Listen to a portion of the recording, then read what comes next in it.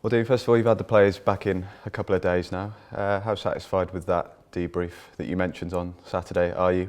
And have you seen that reaction in the sessions? Yeah, I mean, I'm satisfied that the players got the message. You know, it was disappointing. It was a poor performance and one that I haven't seen since I've been here. So, yeah, I've had the right reaction from them, and we've had quite a few years since we've won an FA Cup. So, you know, next year we have to move on and try and do it next year. But the disappointment was there for everybody, and what we have to do is concentrate now on the league, which is what we've been doing. Which I've also reminded the players is only one defeat in 11 games, and that defeat came in the 95th minute against the league leaders. So, you know, although the wins haven't been coming or forthcoming at home over, you know, recent home games, the performances and, you know, we're certainly a tough team to beat as well now. Yeah, I was going to mention that run, one defeat in 11, but some would have you believe it's been a bit of a dip. Is that just the level of expectation here?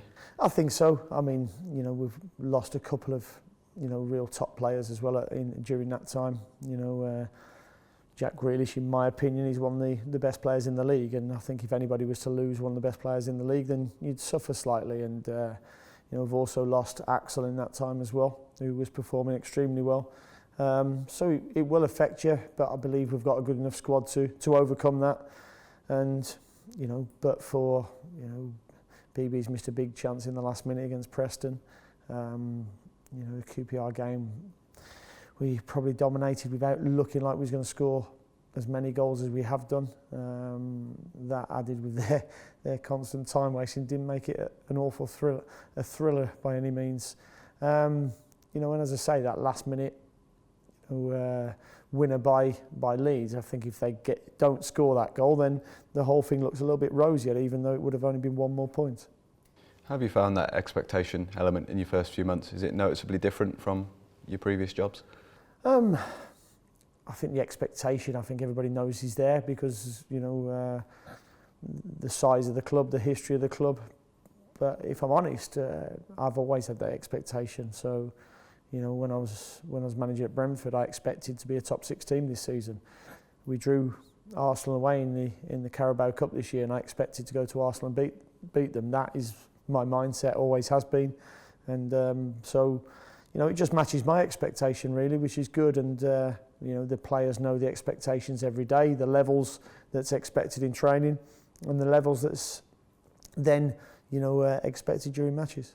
Signed Courtney House yesterday. First of all, just why him? What attracted you to him? Well, he's a good young prospect. There's bags of potential.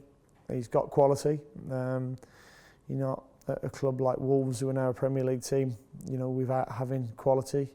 I saw him break through as a youngster, West Ham, and go to Wickham. So I've known about him for a long time. He also gives balance, being a left footer, but his attitude, his application, his character. So, you know, we have to do a background check on all players that you want to bring in, and recruitment side is a big part of it. And we've spoken to a lot of people who've worked with him, and he's got a great aptitude for learning.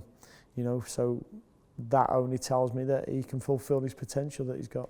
Yeah, quite interested in kind of the process of how it came about, because he's not been playing a lot of football, as you know.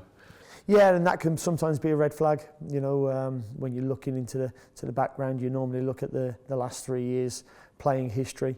But he's not been injured during that. He just hasn't been picked, and that's you know, a manager's prerogative. There'll be players that have played under me who unfortunately haven't been picked, and it's not because they've been injured or anything amiss. It's just, you know, the manager's prerogative of the team that he picks, and that's been the case at Wolves. He hasn't been picked by Nuno, but he was under previous managers there. So I'm fully aware of the player we're bringing in, but also, more importantly, the character we're bringing in. And he'll add to the squad and certainly bring us balance by having a left-sider as well. Yeah, given that lack of playing time, does that mean you're going to have to build him up a little bit? Well, we'll see. I mean, he's joined in training already and looks really good and looked really bright. So, you know, time will tell, you know, where he is in terms of his fitness. He hasn't had loads of game time, but he's certainly been training every day at Wolves. So his fitness levels are certainly still up there. It's interesting to see that there was, of course, an option to buy there. You and the board staying true to your word that you don't want these loans anymore that perhaps don't benefit us in the long run. No, I mean, that's something we said right from the start. You know, we want the option to buy players. You know, January is a really tough window because it's a seller's market. You know, and usually price tags go up slightly than they are in the summer. But we've been fortunate that, you know, we got Lovre very early in the window, even before the window, so to speak. And then, you know, we've managed to get Courtney with a loan with the option to buy, and that's very important to us because I've said before, ideally you don't want to be developing players for other clubs. We want to develop them for ourselves, and that's what we've got the option to do now with Courtney. You've been through this so-called tough run. Does it feel like the start of a new stint now? Yeah, I mean, it's a new year now. It's the start of the running. 20 games left. We know what we've got to do each game, you know, and the players are looking forward to it. I can feel after the disappointment of the FA Cup loss and the pain of the performance, I can see optimism creeping in. He's back to the league. You know, the players have realised, you know, where we're at and what we can do. You know, during the debrief of the FA Cup game, I showed them some clips from the Manchester City game against Liverpool, which was a fantastic game from two of the top clubs in the country, and we're looking to try and emulate, you know, how these teams play and what their players do. And the biggest thing that stood out to the coaching staff and the players, and it was great for them to pick up on it during the debrief, was how hard they work. You know, Mane, Sane, Sterling, Aguero, Salah, all these players, they work very hard, and that's what top players do because they want to win games. And you know that we've got that message across to the players, and you know from what we've seen so far in training, they want to take that forward. I suppose this week build up now to the Wigan game will allow that really high pressing game, really sharp pressing game to return players like John McGinn because they've had that time between the fixtures. Yeah, and that was one of the biggest reasons why, you know, I could afford to not rest John. There was a week between games. You know, the cautions were competition specific, so it wouldn't have mattered if he got booked in the FA Cup game. You know, and it's allowed us to freshen him up. Also, we've had Conor Hourihan refreshing. We've had Yannick. We've also had Chesney, Tammy. So we've got, you know, a number of players who have had a little bit of a breather after a really hectic schedule over the Christmas period. If we can carry on getting the wins now, how much will momentum then keep going, considering you've got players like Jack to come back in February, potentially some new players through the door as well? No, very important. Momentum's a big thing in football, and that's why that reminder of one defeat in 11 games is important to the players.